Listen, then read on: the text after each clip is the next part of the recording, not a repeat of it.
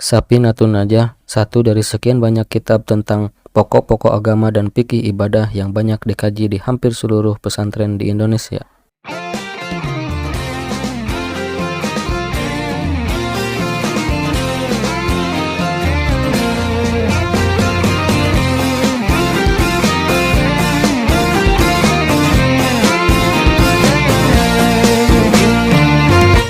Assalamualaikum, hey guys, di video kali ini saya tidak akan membahas kitab dari versi cetakan sebagaimana video saya sebelumnya, tapi saya akan mencoba membahas kitab ini dari daftar isinya, yang semoga ada manfaatnya. Kitab Shafinatul Najah ini sebuah kitab fenomenal yang masih dikaji sampai saat ini di hampir seluruh pesantren dan madrasah di Indonesia atau di rumah-rumah ustadz kampung, baik yang terdaftar maupun yang tak terdaftar di Kementerian Agama bidang PD Pontren. Bahkan kitab Shafinatul Najah ini sering dikaji di dunia negara Islam. Kitab Shafinatul Najah ini dikarang oleh Syekh Salim bin Sumair Al-Hadrami atau Hadramaut, yang pengarangnya sendiri hijrah ke beberapa negara lalu kemudian menetap dan meninggal di Indonesia, tepatnya di Jakarta.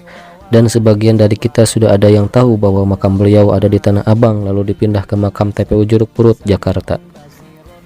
Sebagai informasi bahwa kitab Shafinatul Najah ini adalah karangan Syekh Salim bin Sumair Al-Hadrami, sementara bagian tengah adalah penjelas bagi matan atau biasa kita menyebutnya kitab syarah. Kitab syarah yang ada di video ini adalah kitab syarah karya Syekh Nawawi Banten, satu dari puluhan karya beliau di mana hampir dari seluruh ulama, kiai dan ustadz di Indonesia menyambung sanad kepada beliau. Syekh Nawawi Banten sendiri menamakan syarah kitab Shafinatul ini dengan nama Kasyifatus Saja, sebuah kitab yang cocok bagi pemula, khususnya tentang tata cara ibadah dan tata cara bersuci. Kitab Kasyifatus Saja bukanlah satu-satunya kitab penjelas bagi matan kitab Shafinatul Najah. Ada banyak kitab-kitab penjelas atau kitab syarah bagi matan kitab Shafinatul Najah. Di antaranya Kasyifatus Saja karya Syekh Nawawi Banten, yaitu kitab syarah paling awal dengan tambahan bab puasa yang ditulis beliau karena saat penulisan mu'alif atau Syekh Salim bin Sumair hanya mengarang sampai bab zakat. Lalu ada Durratul Thaminah, yaitu hasyiah terhadap kitab Shafinatul karya Syekh Ahmad bin Muhammad Al-Makki. Lalu ada Nailur Roja karya Syekh Sayyid Ahmad bin Umar Asyatiri Al-Hadrami. Lalu ada Nasimul Hayah ala Shafinatul Najah karya Syekh Abdullah bin Iwad bin Mubarak Bakir. Kemudian ada Inaratud Duja Bitan Wiril Hija karya Syekh Muhammad Ali bin Hasan Al-Maliki. Lalu ada Wasilatul Roja Bisyarhi Shafinatul Najah karya Syekh Hasan bin Umar Asy-Syairazi.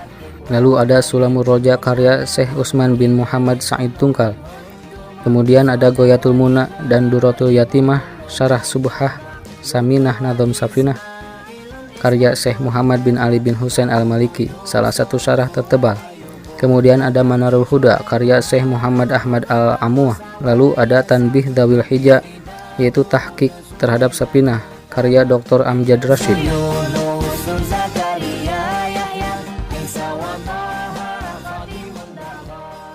Kembali ke pembahasan awal kitab Shafinatul Najah.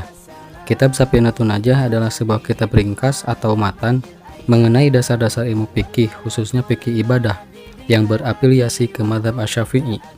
Kitab ini ditujukan bagi pelajar dan santri pemula sehingga hanya berisi kesimpulan hukum fikih saja tanpa menyertakan dalil di dalamnya. Jika ingin ada dalil Quran dan sunnahnya, maka harus ditingkatkan ke kitab syarah atau tahqiq, karena biasanya di sana sudah ada pencantuman dalil Quran dan sunnah. Sebenarnya bagi para pelajar pemula, kitab ini sudah mudah, terlebih sudah banyak kitab Shafinatul Najah ini yang diterjemahkan ke dalam bahasa Indonesia dan bahasa daerah, tinggal kita mengamalkannya. Dan khusus bagi santri pemula yang baru memulai ke dunia perkitab kuningan, kitab Shafinatul ini sangat cocok dan mudah dalam mempelajari tata cara baca kitab gundul.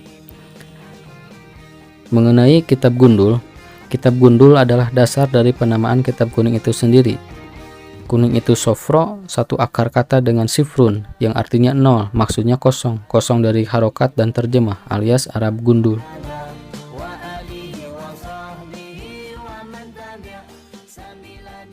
Di antara daftar isi kitab Safinatun Najah, di antaranya bab 1 pendahuluan, mencakup pasal rukun Islam, pasal rukun iman, dan pasal makna la ilaha illallah. Bab kedua ada pembahasan taharah atau bersuci dari hadas. Di antaranya pasal tanda-tanda balik, pasal syarat menggunakan batu beristinja, pasal rukun wudu, pasal niat wudu, pasal macam-macam air, pasal pembahasan sebab-sebab yang mewajibkan mandi, pasal rukun mandi, pasal syarat sah wudu, pasal pembatal wudu, pasal perbuatan yang tidak boleh dilakukan dalam keadaan berhadas, pasal kondisi yang dibolehkan tayamum, pasal syarat-syarat tayamum, pasal kewajiban dalam tayamum, pasal pembatal tayamum, pasal najis yang bisa menjadi suci, pasal jenis-jenis najis, pasal cara mensucikan najis, pasal pembahasan darah haid atau menstruasi. Kemudian yang ketiga ada bab sholat, di antaranya pasal udzur sholat, pasal syarat sah sholat, pasal rukun-rukun sholat, pasal tata cara niat, dan pasal takbiratul ihram.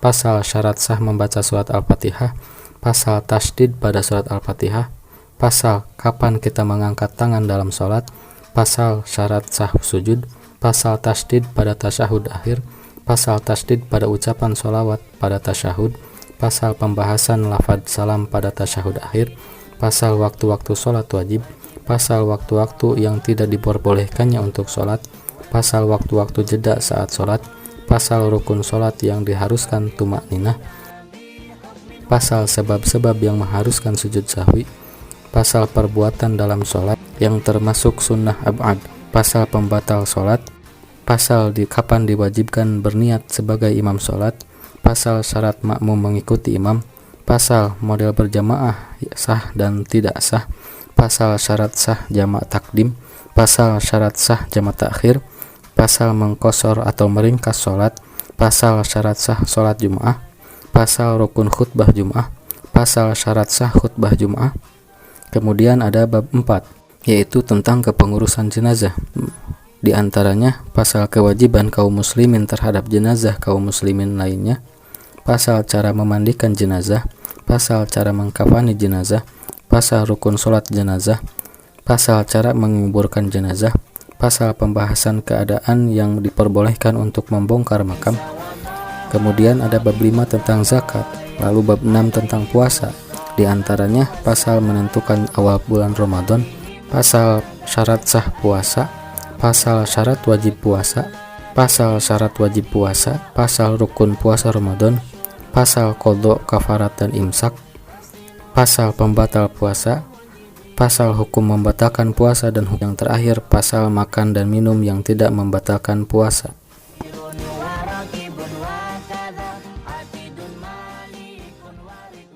Inilah ringkasan dari kitab Safinatun Najah. Walaupun banyak kitab lain yang sejenis tentang ilmu fikih seperti Ghayatul Takrib atau Riyadul Badi'ah, tapi kitab Safinah inilah yang paling populer di kalangan santri-santri di Indonesia. Mungkin dicukupkan sekian dari saya. Akhirul kalam, wassalamualaikum warahmatullahi wabarakatuh.